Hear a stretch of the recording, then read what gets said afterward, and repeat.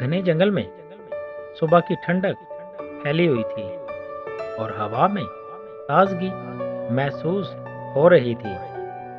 परिंदे चहक रहे थे और सूरज नरम रोशनी के साथ दरख्तों के दरमियान से झांक रहा था। एक बड़े पत्थर पर शेर बैठा गरूर से जंगल को देख रहा था। फिर अचानक इसने जोर से धाड़ लगाई और सारा जंगल लरज उठा। हिरन, बंदर और परिंदे खौफजदा होकर इधर-उधर भागने लगे।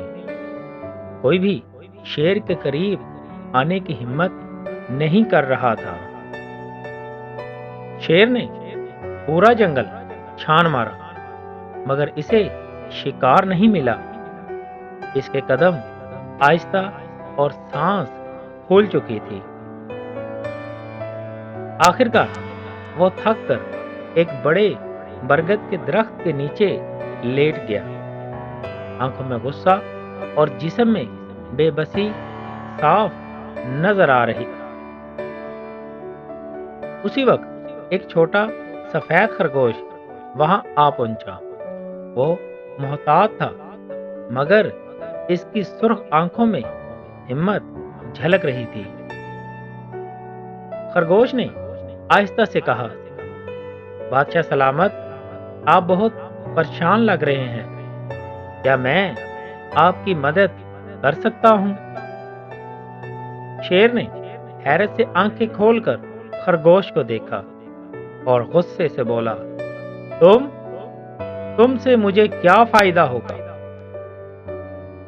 खरगोश हंसा और बोला, कभी कभी छोटे भी बड़े मसले हल कर देते हैं। खरगोश ने शेर को एक पुरस्कार रास्ता दिखाया। वो रास्ता घने पत्तों के पीछे छुपा हुआ था। वो एक बड़े तालाब तक पहुंचे, जहां साफ पानी की लहरें हिल रही थी। जानवर वहां खामोशी से पानी पीते नजर आ रहे थे।